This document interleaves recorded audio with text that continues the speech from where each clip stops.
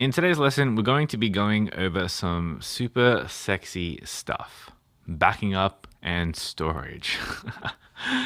Okay, in reality, for most people, this subject is probably the most dry and boring subject out there, but it's actually really, really important. And figuring out a process that works for you at the start of your journey will save you a lot of headache down the road. The reason why all of this is important is because, as I've already mentioned before, gear can be replaced, but moments can't.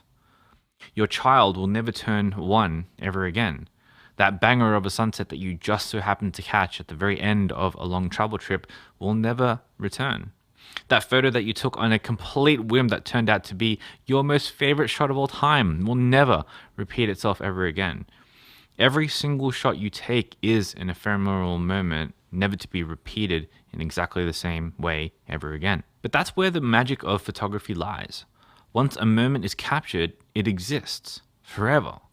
However, if that photo is deleted, it's like it never existed. So let's prevent that from happening and ensure that we are able to keep all of our photos organized and backed up so that we can keep them for as long as we need to. First, let's talk about storage solutions and all of the parts, and then we'll go through the ideal storage workflow that I recommend that you do. So from our handy SD cards that we have in our cameras, we can offload these images to many different kinds of storage solutions. Some of them are better than others. Some of them are older. Some of them are newer. Some of them are bigger, smaller, whisper quiet, or kind of loud. And let's go through all of them. Let's start with the classic external hard drive. These things are the best bang for your buck in terms of storage. They can cost anywhere between $50 to $300, and they will usually come in sizes like 1, 2, 4, or 5 terabytes. A hard drive works by having a little spinning disk inside it that a needle writes the data from. The disk stores all of your information, kind of like how an old school record player and records work. Storing data in this way was great for a very long time. It was fast enough. The tech got small enough. But one of the biggest problems that this style of hard drive faced was that there are moving parts inside of it. The disk rotates around really fast, and the needle is quite sensitive as well. Moving parts means the potential for damage and most certainly reduced robustness. Now, these were issues that were solved with more modern forms of hard drives, which we will cover in just a second. But the spinning external hard drive is still a great place for us photographers to store our images. There is great value for money because the tech has evolved a lot over the last decade, and thus external hard drives have gotten significantly cheaper over time. Unlike our video brethrens, we don't actually need really fast speeds for editing photos because photos just don't take as much data. So in most cases, you can actually get away with working from a classic external hard drive, no problem when we are talking about photos. Brands like Western Digital, Seagate, LaCie are all great, trusted, big brands in this space, and really, you can't go wrong with any of them. Just find one that you like the look of, select the size, and then kind of off you go. Now, in terms of size though, what I used to do was have a 4 terabyte drive for every single year's worth of photos, and that would usually be enough for anywhere between 50 to 150,000 shots for the year, depending on how many megapixels I had or was shooting with for that year. I remember for my first few years of photography, I had between 50,000 to 100,000 images per year for years and years, and 4 terabytes per year was more than enough for me. Now, keep in mind that shooting that many images means going out every single day for hours and hours, so adjust your storage needs accordingly. But as the saying goes, nowadays storage is cheap, and I agree, definitely compared to what it used to be like. Now, as an alternative to getting individual hard drives, one great option is getting a bigger external hard drive that might sit on your desk at home. And these hard drives can come in sizes of 12, 16, 20, 24, even 48 terabytes of storage. And sometimes they can also talk to your home network and become NAS drives, which we will cover a little bit later. For the first few years of your photography, I would recommend just buying a few 4 terabyte external hard drives from a reputable brand as cheap as you can find them, and then adjust accordingly as the years go by and as your data needs start to increase. Whatever you do though, don't delete your photos. You might need them one day. SSD stands for solid state drive, and it is the newer version of external hard drives. Unlike the spinning external hard drives, SSDs have no moving parts inside them. There's no spinning disk here. This means that they're much less likely to fail over time, and they are also significantly smaller, and because there's no moving parts, they don't have any sound either, because they don't actually spin up, so they're completely silent. And in addition to that, they can be significantly faster than normal spinning external disk hard drives as well, and sometimes, in some cases, 10 to 20 times faster depending on how much you spend. And while that all sounds great, it does come at a cost, a very big and very literal cost. SSDs can be 2 to 10 times more expensive than their spinning disk counterparts, and depending on how many features come with it, like ruggedness, small physical size, and storage capacity, and how fast the read and write speeds are, these things can become quite expensive very quickly. If you want something that's good for a kind of entry-level SSD, take a look at the SanDisk portable SSDs or the Samsung T7 SSDs, and you can get 2 terabytes of either of those for a couple of $100 if that's what you're looking for. From there, I wouldn't really recommend going anything faster than that if you're going SSDs, unless you're doing video as well, because from here, the prices can get crazy expensive. If you're a little bit of a technical person though, and you don't mind a little bit of research and a little bit of DIY, what I do is I actually buy what's called NVMe M.2 SSDs, the ones that you put inside computers, and then I buy external enclosures for them. And this way I can get insane speeds of an internal hard drive or something similar at that price point, and it's cheaper than buying a pre-built version. But keep in mind that, again, I wouldn't recommend this to anyone unless you know what you're doing and you actually have the speed requirements to do so for, stuff like video, for example. If you don't feel like buying an external hard drive at all, whether that is spinning or solid, then you can always just use the hard drive space in your computer. You've probably already got one, and if you've got a computer, then chances are you'll at least have a little bit of space for some photos in there. So, you don't actually have to spend money if you don't want to. Your internal hard drive is usually going to be SSD as well nowadays, so it will be faster than most external hard drives, so speed definitely isn't a problem. But as you stay on your photography journey, you eventually will run out of space. And perhaps then it's worth taking a look at some storage options. Alrighty, this is going to be a little bit unorthodox, but hear me out here. The longer you go on your photography journey, the more SD cards you have. That's just how it is, and that's just how it becomes. There's no real way around it, really. I literally have dozens of SD cards, and honestly, you might as well buy a bunch of them in bulk and create a system for yourself where you back things up onto them, or at least you leave them in a semi-storage state after you've shot on them, which we'll talk a little bit more about in the next section when we talk about storage workflow. For the most part, they are as cheap or as expensive as hard drives, and the tech has come a long way, and your cameras will always use them, so they're kind of a no-brainer. NAS stands for Network Attached Storage, and DAS stands for Direct Attached Storage. Both of these are usually a bunch of spinning external hard drives combined together in what's called a RAID configuration, where you can have a bunch of different drives that work together as one gigantic drive. From there, if it's a NAS, you can actually connect it to your router or your network setup at home, and you can actually access it from there, which is pretty neat because you could just throw that whole NAS system into a wardrobe or a quiet place or something like that, and then access it from anywhere in your house through Wi-Fi or through an Ethernet cable. If it's a DAS, then it has to be connected directly to the computer that you're using.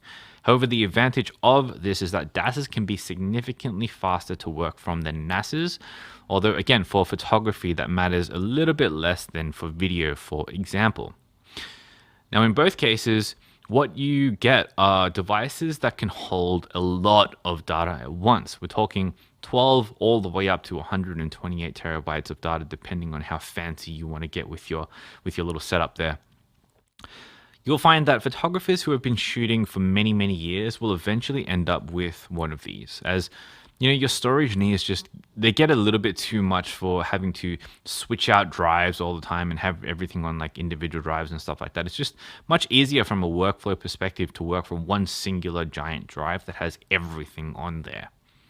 Now, note that this route gets a little bit more technical and you have to learn about RAID drives and a little bit about networking, and you have to problem solve for location and all that kind of stuff. So it's not too hard, but it's something that does, get a little bit confusing right off the bat, and I wouldn't recommend it right off the bat unless you're already that kind of technical person. Alrighty, let's talk about the last line of defense storage. This is storage that we typically don't want to access very often, but we want to store somewhere just so that we know things are safe and that if everything blows up or our house sets on fire, that at least our images will be safe. So if you have a fast internet connection for upload and download, then you could use a cloud solution to store a backup of your images. Cloud storage is like the ultimate backup because your image is actually stored on many servers around the world at any one time and is backed up automatically, meaning that there is next to no risk of your images ever being deleted or going missing. There are a bunch of different services for cloud storage nowadays. Google, Apple, Microsoft, Amazon, all of the big players have their own versions of cloud storage. And there are even cheaper options out there by smaller companies like Backblaze that charge per terabyte for a fairly low rate as well. Keep in mind though, cloud is expensive, like just expensive in general. The tech isn't brand new, but for our purposes, it's still recent, so the cost hasn't come down tremendously just yet. Keep in mind that you can't work from the cloud either. You'll always have to download and upload images and store them locally, like on your computer or on a hard drive, work on them, and then upload them back into the cloud. And again, they're a last line of defense kind of storage, but yeah, they're just something to consider.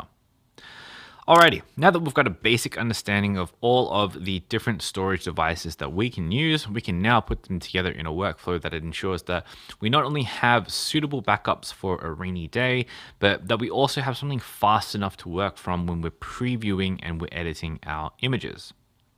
Now, at a very basic level, what you're looking for is, number one, a way to store your captured images. And then, number two, a storage device to copy your images onto. And then, or number three, a storage device you can work and do your edits and reviews from. And then, number four, a backup of those images. And then bonus point if you have, number five, an offsite backup of those images. All right. Let's break all of those down one by one. So for number one, a way to store your captured images, we do this via SD cards. Pretty straightforward. Ideally, something you've already got a good grasp on. However, I would recommend, and what I do is I buy a lot of SD cards. So much so that when you fill up a card and you go and dump your images onto a hard drive or something like that, you keep that card filled in a separate case or something like that for a few months. This way, if absolutely everything fails, then at least you have the original card and the original images that it was shot on. If you have enough SD cards, then it doesn't really matter if the cards sit in a case for a year or longer. You'll always have that backup and that peace of mind, and that's your first line of defense, so to speak. For number two, a storage device to ingest and copy your images onto, that can be an external hard drive in either the spinning disk or solid state form, or even your internal hard drive on your computer, whatever you like. If it's fast enough to work from, which it should be, then number three, a storage device you can work from, is covered as well. Otherwise, for three, you can get yourself a NAS or a DAS or something large to store all of your images on to work from quickly and daily rather than having many external hard drives, although, that's totally fine if that's your jam as well. From there, for number four, a backup of those images, this is your last line of defense, and you have a few options here. You could back it up to the cloud for ultimate security, and that would cover number five. Or you could have a very large, slow, and cheap drive that you just use for backup and then keep it in a closet or something like that. Just something to give you peace of mind to know that if all else fails, you still have an archive of that work somewhere. And then for number 5, an offsite backup of those images. Some people recommend this because in case, let's say, like your house gets broken into or something like that, or if it burns down or something happens to your storage location, then at least you have the redundancy and you have a copy at an offsite location. Now, I used to do this by storing some large, slow hard drives at my mom's place before I moved my last line of defense to the cloud. Now, steps 1 to 4, in my opinion, is the absolute minimum that you should do. But hey, I'm someone who takes photos for a living, so my photographs are absolutely everything to me, so I won't risk anything to keep them safe. Speaking of which, I'm going to tell you exactly how I do things, but keep in mind, again, I do both photo and video, plus I do this for a living, so spending the extra money to make sure my data is safe is something that I can financially justify for my business.